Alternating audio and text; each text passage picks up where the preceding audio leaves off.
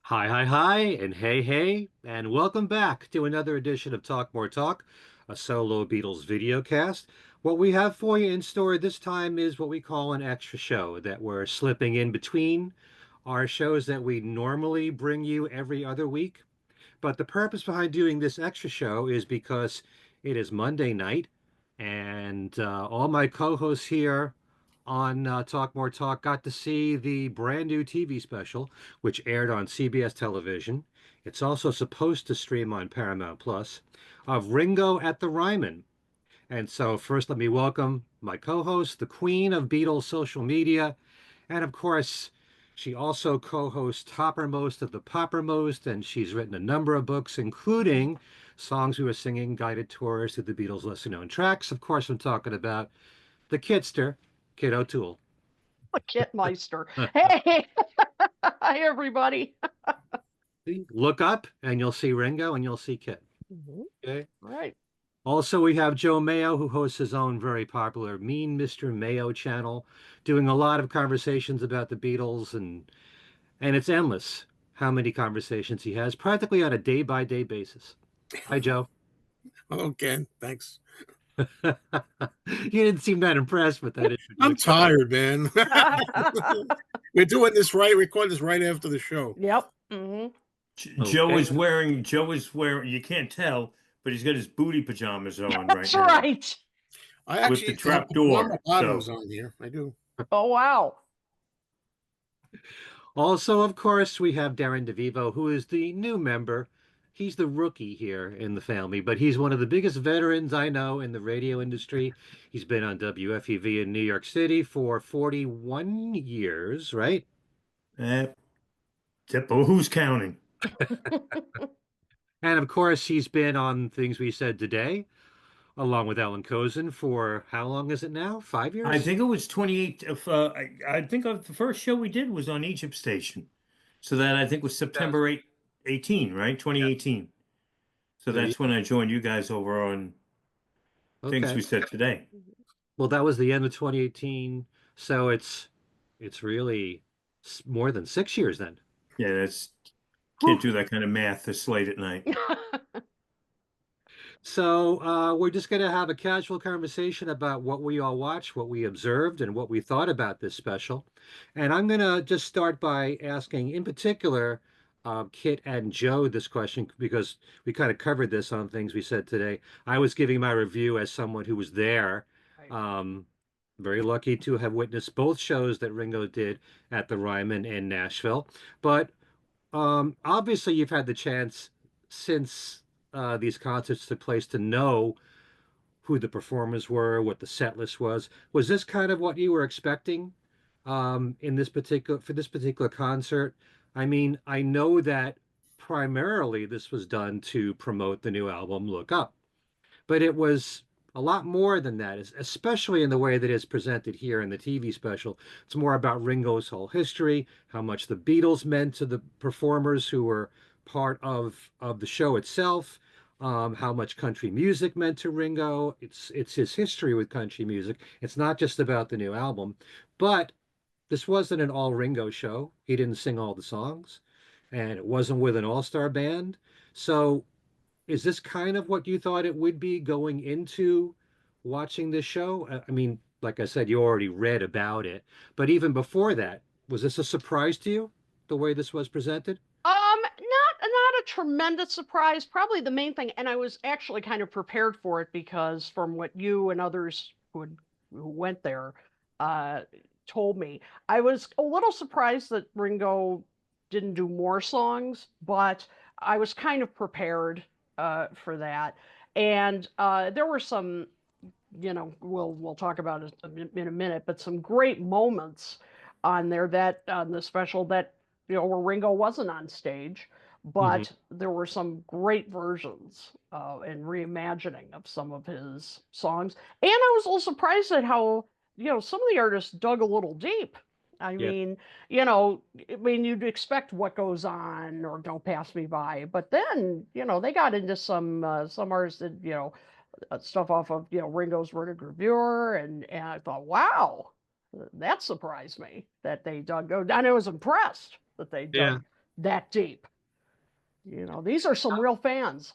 The fact that there was a song from Buku's of Blues and like you said, Ringo's Rotogravure meant that the people who performed it knew those songs and it was something important to them to do those songs. So that was something that I treasure about this show. I mean, there's a Mhm. lot to love about it. But you're going to get a mixture of familiar favorites, the classics that he feels he has to do. For me personally, it's always all those deeper cuts that help to make it even more special. But Joe, is this kind of what you thought it would be? It was now, but back when it first was done a month ago, in February when it was recorded, I didn't know what to expect. At first, I don't think I knew it was going to be a TV show until a little after. I didn't know right away.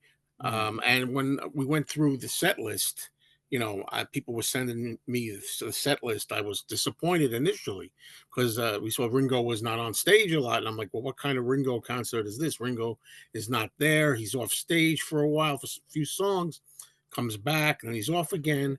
Then I started realizing what it is. It's a tribute to Ringo and his countryside as much as it is just featuring Ringo's new album or Ringo singing himself. I was thinking of it as like the concert for George type of approach to Ringo, like a salute to Ringo at the Hmm. same time. So by the time we get to now the TV special, now I'm all clued in. I know what to expect now. So yeah, I was ready for it, knew what it was going to be, and I really liked it. Mhm. Yeah. Darren, since we talked about this on the other podcast, things we said today, and I gave my description of everything, maybe I gave away too much, but is this kind of what you thought it was going to be? Yeah, it was. Well, because I heard what you had experienced live. Um, so I wasn't surprised when Ringo wasn't on stage really all that often. Didn't play drums all that much.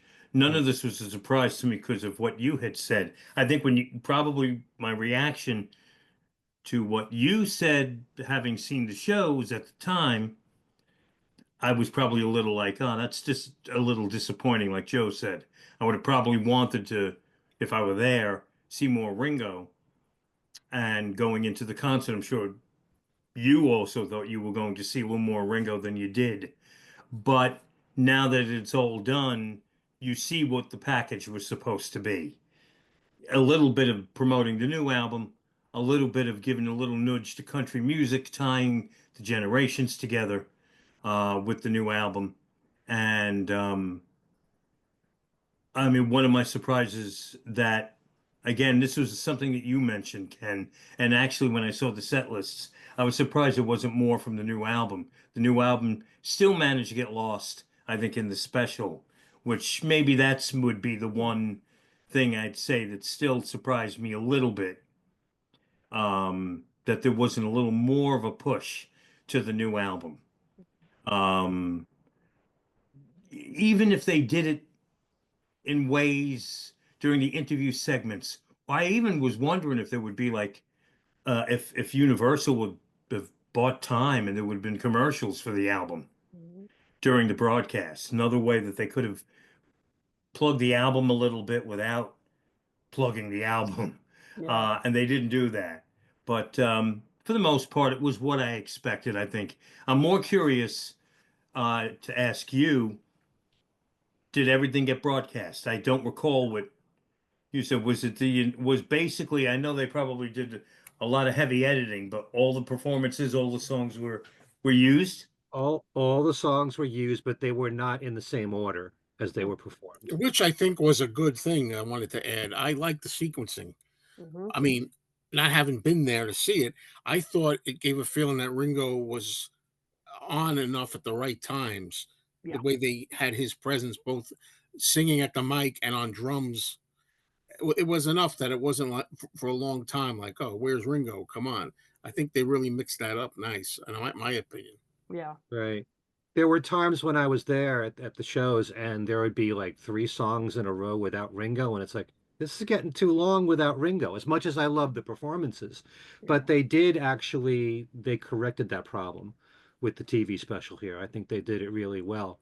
But I started to panic because my main concern was those three new songs I better. agree. I know what you're going to say. I agree. And, Time on My Hands, which was the first one of the three that he did, was the third song in the set. Oh. So he starts off with Matchbox, goes into It Don't Come Easy, and then he really went into Time on My Hands, but not in the special. So I'm thinking, what are they doing? Are they going to take out the new songs? Are they going to give us less of the new songs? But no pun intended. Thankfully, all three of them were included in the show. Mhm. And I was really pleased with how they came out. In fact, thankful if you watched at the very end, you got a standing ovation for that Mhm. song. So, what did you guys think of the new songs and how it was performed? Joe, start with Oh, you. I thought they were done very well. Now, I mean, I don't know if there was anything auto-tuned or tweaked or anything, but I thought Ringo sounded really good Hmm. on these songs, the new ones and the other ones. But mostly the new ones really came off well. I really thought they did a good job. I don't, unlike Darren, for me, I didn't get the impression that they were kind of like poo-pooing the album or not giving it enough. I was relieved that they were kind of talking about it a little bit, and that they did in fact play all three songs. Because as we got closer to the end, and I was getting like a little panicky. I'm thinking, oh geez, don't tell me they're gonna cut the Time on My Hands and Thankful out. And then I thought maybe they would just cut Thankful, and I'm glad that they put all three of them. I think they played two back to back after a commercial break. Am I right about that? Yeah, Pretty sure. they Let me had Time see. on My Yeah, Hands, then Thankful. they Uh, were back to back. and I'm Yes. also thankful that Ringo, at least in this performance, didn't say, "How many of you bought it? One, two, three." Yeah. Yeah. He did that at the Grand Ole Opry, I think. Mhm. Yes. So, but I'm glad he didn't do that. But I like that there was a little recognition of the album. I guess it's about all we can hope for these days. You know, I'm glad they did it. Put all three of them in there. Mhm. Well, I do kind of feel like Darren said that they weren't really talking about the new album, more so towards the end. Yeah. But everything was all about the Beatles and how important the Oh, Beatles were to all yeah. these Mhm. people. And of course, that's great. And you want to hear that too. It's great to hear Jack White. The first album he ever bought was the White Album, and here Mhm. he is. He's playing Don't Pass Me By with one of the guys from that Mhm. band. Yeah. It's a great feeling. And to know how all these people, these younger artists in the country field or Americana, how they were affected and influenced by the Beatles. It's great to see all that, but Mhm. there wasn't that much talk about the new album. Yeah, like for example, when there were times where Cheryl Crow was kind of interviewing Ringo and T-Bone Burnett, and Yeah. I was waiting to hear like, okay, here's how the album came about, and Yeah. blah blah blah. Nothing. I Well, it thought was that just was that so brief bit strange. about the 9 songs Right. routine. Yeah, That's but the most. yeah, that was sort of blink and you miss it. I mean, yeah, that Yeah. surprised me. I'm like, you've got T-Bone sitting right there. That was Why? another thing. I was a little surprised that T-Bone took a complete back seat in this special. Hmm. And I'm sure there were many people out there who have no idea who he is. Yeah. And he was so important to the project. In fact, maybe none of this happens, perhaps, Hmm. without T-Bone. He probably wanted it this way, I'd Yeah. assume. Mm. But, Hmm. there was absolutely no um, thank you or like you say, Kit, discussion about how the project came to be, the project that has now resulted in this concert, in Yeah. these concerts. Ken, did you notice I'm sure they bounced back and forth between performances. Could you tell one night and then another performance came from another night and No, but one thing that is this is nitpicking, but Hmm. the first night they made no mention at all of the backing musicians in the Mm, band. And these musicians are stellar. They did mhm. such a fantastic job. The second night, T-Bone mentioned who they were. And I kind of wish, even though they're in the credits at the very end, they zoom right by, Yeah. kind of wish they each got a couple of seconds to have their names mentioned with the camera on them, because everybody in that band, Jim Keltner was in there. Yeah, he's Uh, never my mentioned. guitar player is amazing. I mean, he sounds just like the record. It's just so perfect, everything that he's playing. Everybody in that band was fantastic. The piano player I loved. He was doing some nice stuff What's in the that? background. Who was it? The piano Oh, yeah. player. Yeah, Right. he was doing some nice stuff in the background. I mean, and yeah, never mentioned him. Yeah, the only thing that I know that was different when you compare the two shows, the second one was so much smoother and could have just gone out the way that it was. I don't know if they felt any of the songs from the first concert came out better. I couldn't really tell. The only thing that I did know was that in the first concert, Ringo messed up the lyrics to Look Up and he had to stop the song and then start all over again. So you didn't see that in this special. I didn't Yeah. think you would. But yeah, but the performances were just right on the money on all these songs.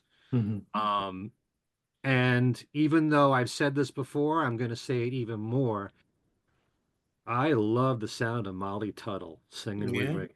I mean, the two of them sound so good together. And I know Darren has said Alison Krauss, he's a big fan of Alison Krauss, and he loves Thankful on there, though you wish that her vocals would have Yeah. been pushed up a Yeah. little.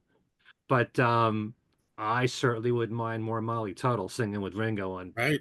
To have future. another album, all the two of them. Yep, Yeah, I would buy it. I mean, yeah, she really knows how to harmonize with him. yeah, They just really knows how to do it. Never overpowers them, right. but just blend. They just blend beautifully. Hmm. I like Billy Strings as well. Oh yeah. He's Um, great. I mean, one of the highlights for me, and you saw it on the TV special, was Honey Don't. Oh, he When killed that. Absolutely killed it. when he's doing his soloing, it's just oh God, his fingers are so fast, and it's very musical. Everything that he plays, it's not just showing off. Right. So I love his playing. Hmm. Now if word ever gets back to Ringo, I'm kind of hoping that he can do a second album with these same musicians with T-Bone, Hmm. because they really sound so good together. But um, yeah, Billy Strings was a big highlight. Molly Tuttle was. What was What what what about the Darren? war and the treaty? Oh yeah, Oh my God. They Yeah, were I my knew my they were incredible. girlfriend good. loved that. I knew they were good. Because FWFUV has played the war and treaty. But that was like I knew they were good. I didn't know they were that good, you know. Hmm. And they're like an act. I'm watching it going, it's a crime that more people don't know who they are, Yep. It really you know. is. yeah, I agree. I mean that was a highlight for me. I mean that that's an example of covering a song but making it your own. yeah. And they really did. Their voices are just, and her voice. Oh my Lord. I mean, you could see when they, shoot the audience. I mean, they were just spellbound. And I would have Yeah. been if I'd been there. Just what incredible. I got to look more into their stuff. Hmm. Something that I've noticed since, I listen to a lot of radio, and the format that I tend to like the most is the same one that WFUV, Darren Station, has, which is AAA, which stands for Adult Alternative. Do you remember what it is? I always get it. It's I never was 100% certain of the order. Yeah, It's um it's it's supposed to be adult album alternative. Ooh. right. Some Okay. some some some move the letters, the words around. But and there's so many different variations of AAA that it can really be anything. Yeah. Um, But but a lot of these acts that's where you would go to find them because right. I don't know much about mainstream country music and what mainstream country radio would play and is playing. So I don't know where a Molly Tuttle fits in.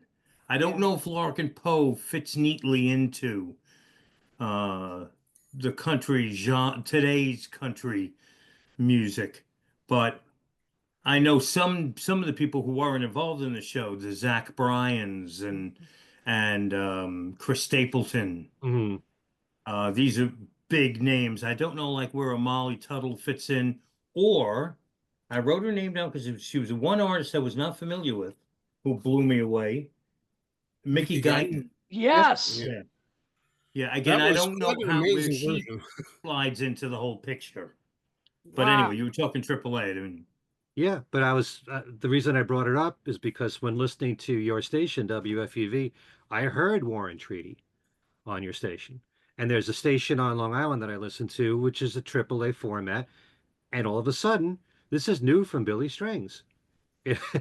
So some of these artists who have been around a lot longer than you realize, mhm. I now go and look online to get a little bit of history on some of these people, and I'm enjoying what I'm hearing on the radio from them. This is one of the benefits of doing an all-star type show, kind of like with Ringo and the All-Stars. If you have young Beatle fans going to see Ringo and the All-Stars, and suddenly they're hearing this guy, Colin Hay, and he was in Men at Work, and you like those songs, you might check out Men at Work. You might check out Toto because Steve Lukather was in the band. You might check out Hamish Stewart if you like the Average White Band. Or you may have heard those songs in the past, but you haven't heard them for a long time, so you check them out. And that's one of the benefits of seeing a show like this. You might like some of these other artists and say, who is this Billy Strings? Let me find out more about him. So I love that aspect of it. Um, but I'm glad you brought up Mickey Guyton because between her and Warren Treaty, those were the two biggest surprises of all in the show. The fact that these songs without her was the Warren Treaty one, and I didn't even recognize without her the first time. Mhm. yeah. Mhm. Such a different version than the one that Ringo did on Buku's of Blues. It's a completely different arrangement. It's to me a bit more gospel-y. Mm. And Mickey Guyton was a much more R&B version of You Don't Know Me at All. And Mhm. I love the fact that she covered that song because I always loved You Don't Know Me at All. And she belted it out. And man, what pipes on this woman. Oh Yeah, my gosh. Yeah. I actually definitely. wonder who would pick that song because I have a feeling she didn't, and it was Really? brought to her. But she may have. I could be completely wrong. Somebody knew Ringo's catalog. You knew Ringo. You know Ringo doesn't know his catalog like that. None of them do. They never seem to remember, or even going back to the '60s with the Beatles when you'd hear clips of them live, and John wouldn't even know what the current album was Yep. at that time Yeah. in the U.S. Somebody was really hip to the entire catalog to make these suggestions to know to go back to Buku's of Blues and pick a song and find You Don't Know Me at All, Yep. Mm, or even the Randy Newman song right. that Jamie Johnson did. Which I That's thought that's was a the for worst. I'm Ringo sorry. fans. So That, what what was that? what Joe? Have you seen my baby? I thought it was the dog of the evening. Really? Really? But Yeah, that something's that, got to that be. you know For me, that was. Hmm. that's like a deep. It may be on the Ringo album, but that's kind of a Ringo deep album cut that Yeah, I know. I love got the dug up, and it's like, wow, good job to those who I picked the love the song on songs. the Ringo And album. I just didn't like this Hmm. version. That's for sure. Hmm. these songs that I just mentioned would be the ones I would have thought would have been left on the cutting room floor, Yeah.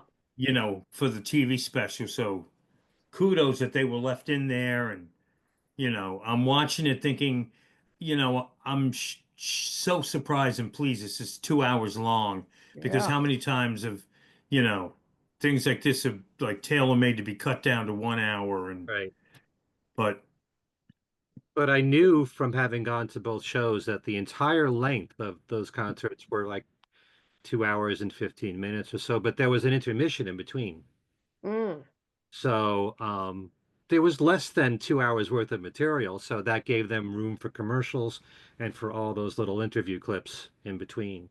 And so, but I don't know if you noticed, towards the end, was it photograph? It was edited, a Mm. little bit taken out.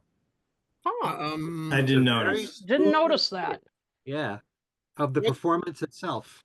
did they take some of the solo bit out in the middle, the music part of it? Like I don't know what you call it. I call it a solo, whatever. The music Uh, part, I thought was maybe wasn't complete.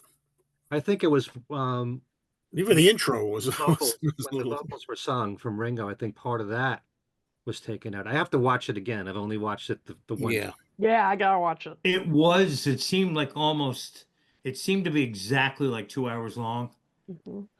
because CBS immediately went straight into the next show, and I was Right. surprised that it was what was it? It aired at 8 p.m. So it was like 9:59 and the credits were still rolling. So they Mhm. needed to probably find a few seconds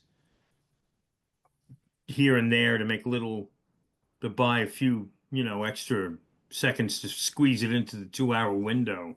Hmm. Yep. How did you find the performances of all the Beatles material, Kit? Oh gosh. I loved, I'm just going through my notes here as we just watched this. Um, loved Jack White. Jack White has really grown on me over time. I didn't used to love the White Stripes. I liked, some of their stuff, but not, I was kind of like, what's the big deal? Admittedly. But he did a great version of Don't Pass Me By. I Hmm. loved his version. I thought, he even had like Ringo's range down. I mean, he wasn't trying to totally imitate him, Right. but he just like, seemed to be having such a good time, and it was so infectious. The guitar solo, as you would expect, was fantastic. So that was a highlight for me.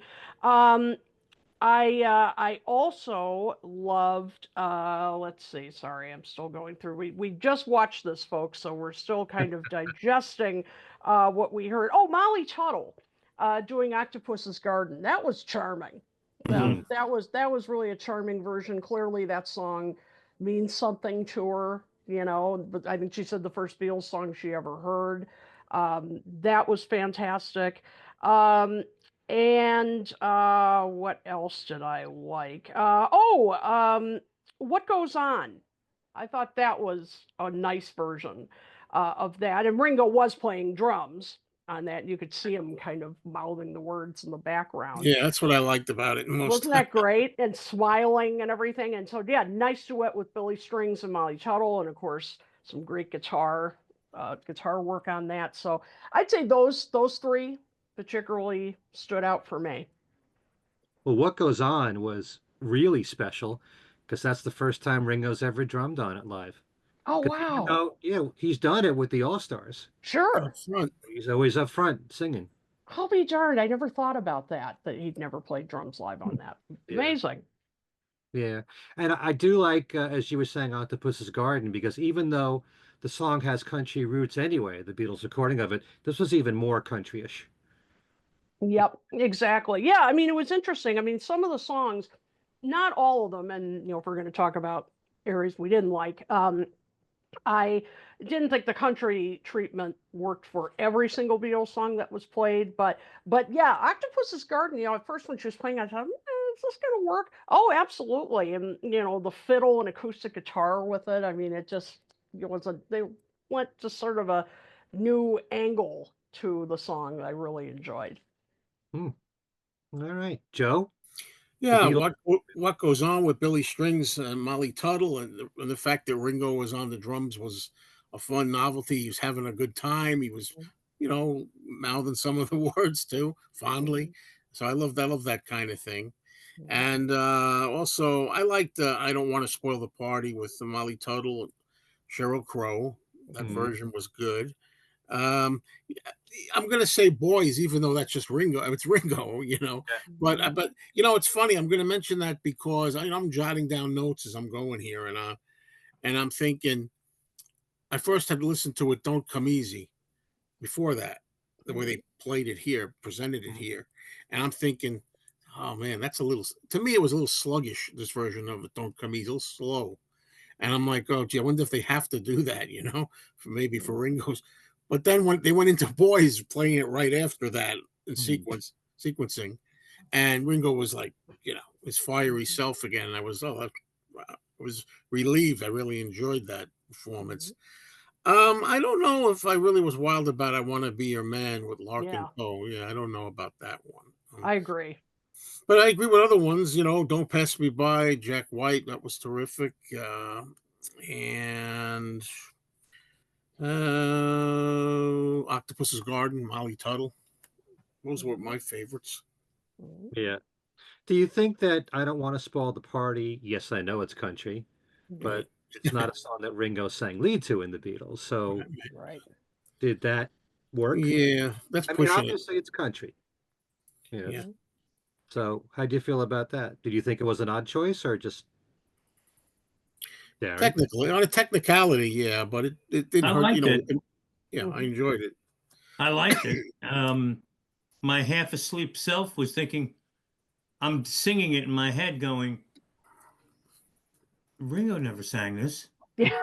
right? No, I've only heard the song a billion times, and so it did strike me as an odd choice, but it was a country song. It fit in, Yeah. and it was fine. The performance was great. So, Mhm. I guess somebody again, when these decisions were made, and maybe even Ringo, who knows, suggested, this was not a Ringo centric song, but Mhm. it fits the whole vibe of the night, and it again connects the Beatles to country. So let's go with it. Yeah, yeah. I kind of wish Ringo had played drums on I Don't Want to Spoil the Party because I love on the record that when it gets to I guess you'd say the bridge, I still love her, that part. And he does this really interesting thing where it's almost, I don't know if it's a shuffle, but he changes the tempo or the rhythm, not tempo, rhythm a bit. Kind of going do do do do do do. That's a terrible imitation, but you know what I'm Yeah, it saying. sounds like that. Do, do, do, do, do. Yeah, that's an awful imitation. But it's he does a little something extra there, and this version didn't have that. So I kind of wished Ringo had played drums on that, but otherwise it was good. Hmm. That's going to make the outtake reel, by the way, Kit. Yeah, right. The end of the year bloopers Yeah. show. Yep. There you Um, go. Ah, Were there any standouts for you, Darren, as far as the Beatles songs that were done? yeah. What's funny? Before I get into that, it's like almost like Joe was reading my notebook here because I wrote down it don't come easy, sluggish pace. And then boys, that's more like it. I put it Yeah, seemed that's like what I they, said. yes. I was like, "Woo." they definitely slow down. It don't come easy. Yeah. Yeah, Um, that and a couple of the early interview segments where Ringo seemed for some reason tired. Hmm. In those segments with T-Bone Burnett, he seemed tired. It wasn't Ringo bouncing off the wall self. And he may have been tired. We don't know when those were filmed, yeah. but it Right. don't come easy. Funny that you pointed that out because that's exactly what I wrote here, that it was sluggish. Octopus's Garden, again, would be my pick. Very charming. Um, I was a little underwhelmed with Jack White. I like Jack White. He's a musicologist as well Hmm. as a maniac rock guitarist. Um, I don't know, maybe I don't know. You know what it is? I probably was expecting some Jack White pyrotechnics, which would Ah, have been out of place. But yes. Mhm. um, so Jack White being under control and playing in a reserved manner was maybe took away a little bit, smidge for me. Um, so what I say, Octopus's Garden, and what goes on? It's the same ones basically you guys picked. Act Naturally was well that yeah, Act Naturally. Loved seeing Rodney Crowell and Sarah Jarosz, who I know a little bit again from FUV, Hmm. singer-songwriter. Um, So I like to act naturally. Um, and I don't want to spoil the party. It was an odd choice. It worked though in the show. Yeah. So that was fun. Mhm. At the end, You know, a little help from my friends. I don't mean it to, it's almost formulaic, Yeah. so that Yeah. was neither thrilling nor disappointing. You knew it was coming. You knew everyone was going to be out there singing it. Mm. Um, Maybe to an extent, Yellow Submarine as well. Yeah. McCartney's Yeah. got in concert, he has to do Hey Jude. And we all would I wouldn't mind one show where he gave it a rest. Mm-hmm. Sure. You know what I mean? For Yep. me, with Ringo, it's Yellow Submarine with a little help from my friends, but they have to be there. I Mhm. agree. I get You you. know, Yeah. Yeah, I agree. you'd say, "Oh, gee, it'd be nice if he didn't play it." We'd all be like, "What the heck's wrong with Ringo? He didn't play those." Yeah. Yeah. Yeah. Yeah, I thought talking about sluggish. Yeah, I thought the tempo on "With a Little Help from My Friends" was pretty sluggish. Yeah, that too. Pick it up. Yeah. Sure. There. What's going on? Well, maybe they Yeah. had to slow it down for Brenda Lee. Oh, well, yeah. She seemed to know a lot of the words pretty good in a lot of All their right. song. And, I don't mean I'm going to jump ahead. If we could back up, then one of the things about the special I was with are some of the interview segments Hmm. where these people coming on and really sing a lot of nothing. Right. And Brenda Lee's making it sound like Ringo he wasn't in it for the money. You know what I mean? He was in it for the love of the music. And I'm thinking, Brenda, that sounds like you're saying Paul, George, and John this was all for the money. Yeah. You know what I mean? And Ringo was the only one. Mhm. One of them may have been Brenda Lee referred to Ringo as the wild man or something like that of the Yeah. group. and John is John was quiet and John was the introverted. quiet Quiet Beatle. one? What? Really? Come on. And what is George? The mute of the band? No, then she said, and George was Was really quiet. quieter. Yeah. It was like, okay, Yeah, those George could have was maybe been mute. cut out. Though some of those could have been cut down. Mhm. I love Dolly Parton, who doesn't? But she didn't. There wasn't. It was. I know she had, but there wasn't any. And the dentures and the squeaking. Yeah. Whoops! Did I say that in my out loud voice? One day, Darren, you're going to be wearing them and talking like that. That's right. That's right. But some of what Dolly was bringing to the table was like, two other people said you love all the songs. We know that you love all. You're not going to say, boy, some of the later stuff sucked. I wasn't into it. But she can't name them all. So some of the interview segments I could Yeah. have been left out, but It's polite. Not only I that, think if you study the history of the Beatles, and this is not it's not meant to be a criticism, but Paul did a clip, which I only learned like a few days before this special that Paul made something Mhm. for the special and everything. But he's saying, well, Ringo was the country guy of the Beatles, and it's true. He may have loved country music more than the others. But I mean, George was into Hank Williams and a lot of yeah, the yeah. classic people too, and he studied a lot of this stuff. Well, I George don't is see Slim Whitman, how know? can you remember when you were not where it was at? I mean, how could you know if you weren't there? Right? Well, Mhm. early days. Right. There you No, go. but I did like, he was saying, oh, Ringo had his own records. He had like the kind of country records. We did rock and roll, and Ringo had the country records. Mhm. You know, I will say with the interview segments, I did like they talked somewhat about Buku's the Blues. They gave a Mm, little bit of Uh-huh. talk yeah. about that. That was good. Yeah. I just wonder about the casual fan. We're hardcore. We're like really happy that album got mentioned.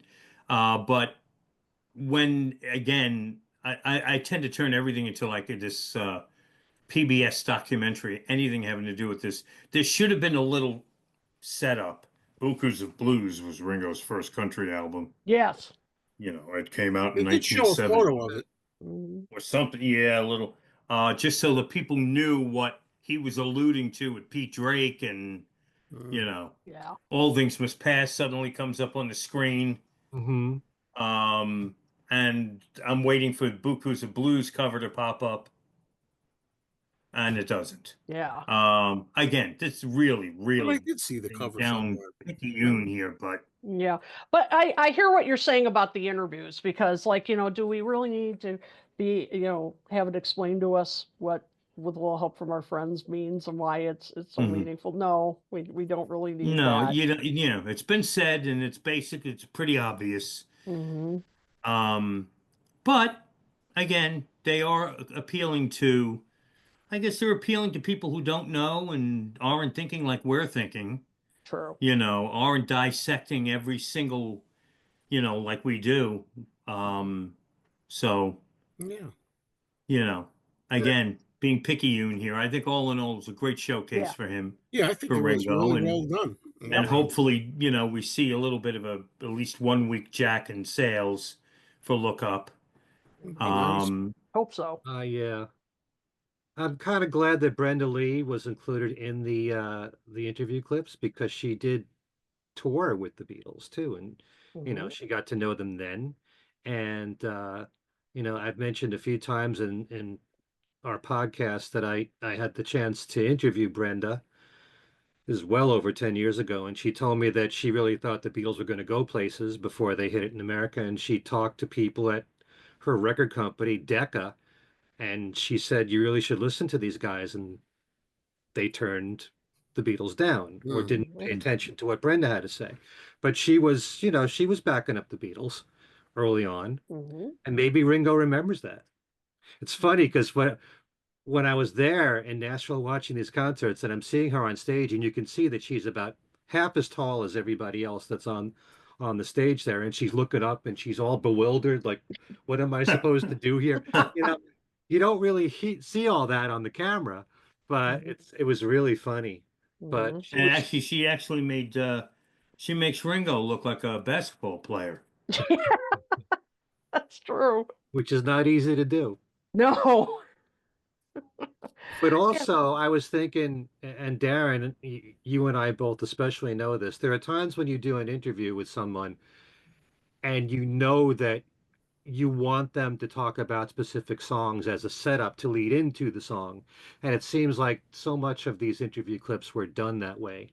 Mhm. I just saw there was an interview with Paul where it might have been on Jimmy Kimmel, where he was asked, "What are your favorite Ringo songs?" And he's talking about "Back Off Boogaloo" being in there, and I think "It Don't Come Easy." Well, here he said it was "Act Naturally." Isn't that really What a Yeah. coincidence. That's Mhm. Paul. to the song? you know, um, it seemed like a lot of what these people who were interviewed said was done specifically to lead into these specific live recordings. Yep. Agreed. Hmm. Yeah. Yeah. But So, any disappointments in the show? Well, I had one, if I may say. I was saying it before. I don't know if it came out in the right Uh-huh. context when Darren was speaking, but I did. I really didn't care for the version of "Have You Seen My Baby" by Right. Jamie Johnston. Although it's one of my favorite tracks on the Ringo album. I love it. I don't know. This is one I didn't like, that kind of arrangement and the way it was done. I like the more bouncy, fun version. Hmm. Although at the same time, I thought the different arrangement of "You Don't Know Me at All" by Mickey Guyton actually elevated it yes, Right. somewhat. absolutely. That's also, I think that's the only way. And I wasn't going to bring this up because everybody likes it so much. I'm not familiar as much as I should be with Buku's Blues, the whole album. So I Hmm. didn't know without her. I I didn't, didn't I remember didn't, it Joe, right I didn't away either. remember. Yeah, it's been, as they're doing the song, pieces of it are like vaguely familiar. Yeah. So Yeah. I don't know it inside and out either. It's, So I couldn't. So I really didn't enjoy it, but I could tell they were doing a good job with it. If that makes any sense, I could tell it was done well, but Yeah. I didn't know it, the song really. Although, as I say, my girlfriend, who's a singer, was like, "Oh, that was fantastic." She Hmm. yeah. she loved the Mickey Guyton performance and also War and Treaty. Mm. You know, Yeah. Yeah. but I wasn't disappointed in too much. I don't think. Or no, looking at my list here, I don't think so. I Yeah, think. yeah. My only thing again would be just kind of the spin-offs, the riff off the interview segments, and it was a little polished. It was a Hmm. little kind of cheesy polish, but that's what I would expect. It's national network, you know. Hmm. It's I've always sort of looked upon, and I could be wrong with this. I'm probably saying something really out of line, but Ryman Auditorium, Grand Ole Opry to me always seemed like it was a little bit of a sterilized kind of presentation of the history of country music, cleaned up, perfect, shiny. Um, so that would have been a little bit of a issue for me. Just, if it was on, like a niche kind of cable channel, I would have been expecting a little more grit. Mm. Yeah. Hmm. Yeah, I see what you're saying. Yeah, the two that stood out for me is, and they weren't bad, but I just didn't feel the covers were, didn't quite work for me. Joe alluded to it was "I Want to Be Your Man." Oh yeah, I forgot about that. Thank you, Kim. Yeah, and I like Larkin Poe, but I Yeah. just felt it didn't work as a country song for me because I always feel like, that song's obviously more, rock leaning, maybe even a little R&B. And the way the Beatles and the Stones did it, and it's a little, I don't know, there's a little sexiness to it, and I just felt like this kind of totally glossed over the, kind of sexy part, and just kind of, I don't It know, was a I little just, sterile. well, sterile, thank you. Yep, it was sterile. The other one, and you're going to hate me, Darren, was I think you said you liked it. The Rodney Crowell, was it Sarah Giroux's duet on Gerosia. Giroux's, yeah, on Act Naturally. It wasn't bad at all. Hmm. I just felt like it was funny. Joe, you watched it with your girlfriend. I was watching it with my parents, and I thought Dad kind of nailed it. He said afterwards, he's like, the humor isn't there. They just sang it straight. Yeah. And Yeah. the way Buck Owens and Ringo did it, because there's a little bit of a, it's a little humor in there. And I felt like their version, they just kind of sang it straight, and it was missing that. Uh-huh. So, You you didn't know, so care. Good that point. Yeah. version didn't work as well for I me. would have liked to hear Ringo do it. I know he always does it. We Yes, always see Ringo do it, but I would have liked Ringo to do it. exactly. That's his song, and Buck Owens, of course.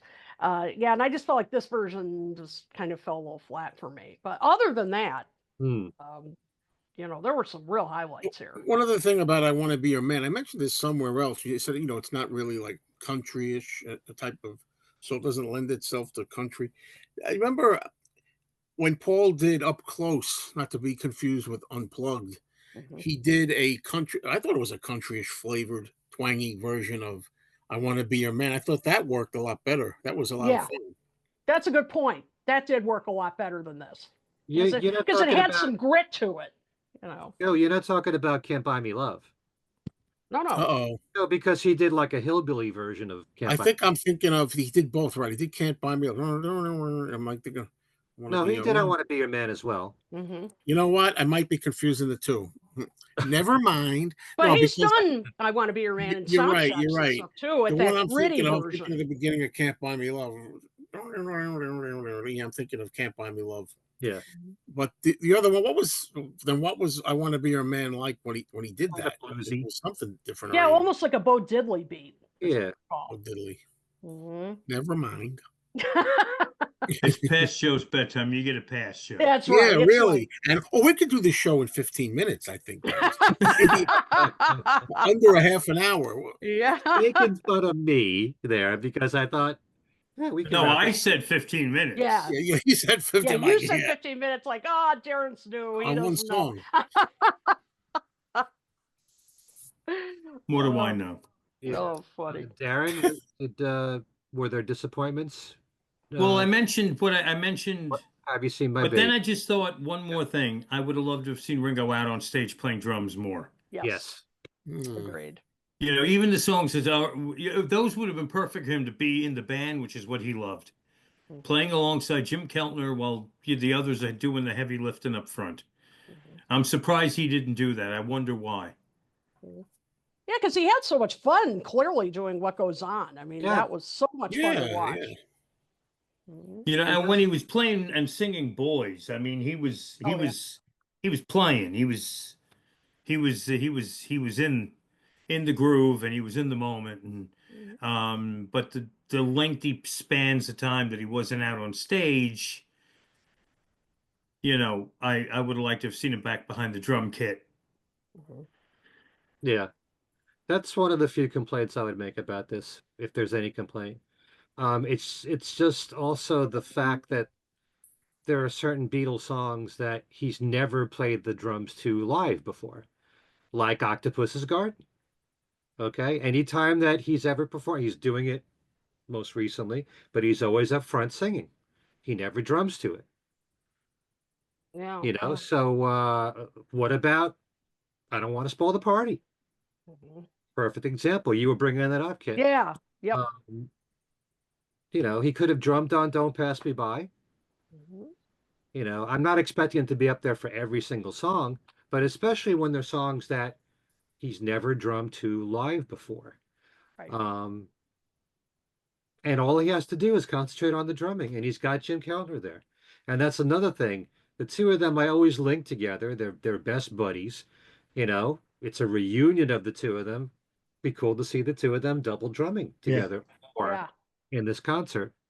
But I'm very happy that this was pulled off because this really seemed like it was put together rather quickly. From the moment that the album came out, it was a big surprise once I heard that this was going to happen. I'm Mhm. wondering if there's going to be a DVD or a Blu-ray of this or any audio release. I hope there is. Hope so. Mhm. I hope so. An album would be good. Mhm. Where were you sitting, Ken? Were you in the balcony or on?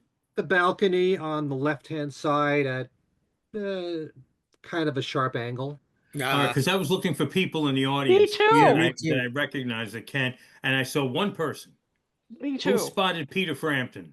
Oh, I did Yes, not he No. spot was that. there in the Yeah, he audience. was in the audience. Oh I didn't see him. wow. Did not see him. Of course, plenty of shots of Barbara Bach and Olivia Harrison. Oh yeah, and Yeah, and boy, was Barbara looking like she was just loving it. Oh, it was really cool. I thought, yeah, Yeah. she just looked like she was just grinning She's proud of proudly. Ringo, and she should be. Yep, absolutely. I think it was Barbara that was, mouthing the words to Thankful, and knowing the words really well is cool to watch that. I Yep. love when Yeah. they zero in on specific people in the audience, Hmm. get their reaction. Uh, Yep. yeah, and a lot of those people in the audience were also the performers, like you would see Billy Strings and you would see Molly Tuttle, Hmm. Sheryl Crow a lot, you Yep. know. So it was good camera work in this Yep. show. Ken, since you, of course, were there particular performances where you felt, because I mean, we got kind of an idea of that with some of the audience shots and all, were there particular performances that just absolutely, like, the audience was just, like, really responded the most, or was like a particularly powerful, you know, Yeah, moment? the new songs from Ringo. Hmm. It was like such a relief to hear him do something other than what he normally does. And also War and Treaty and Mickey Guyton. Hmm. They both got tremendous ovations, but everybody was respectful in the audience, and certainly Billy Strings blew everybody away with his Hmm. playing. I think everybody, there was never a lukewarm reaction to anything. Everybody was totally into it. That's And cool. just like an all-star band performance, every time Ringo does Yellow Submarine, everybody gets up. Yep. You know, Hmm. who would have thought when the Beatles recorded that song in 1966, this would be such a crowd pleaser that everybody stands up when the song is performed.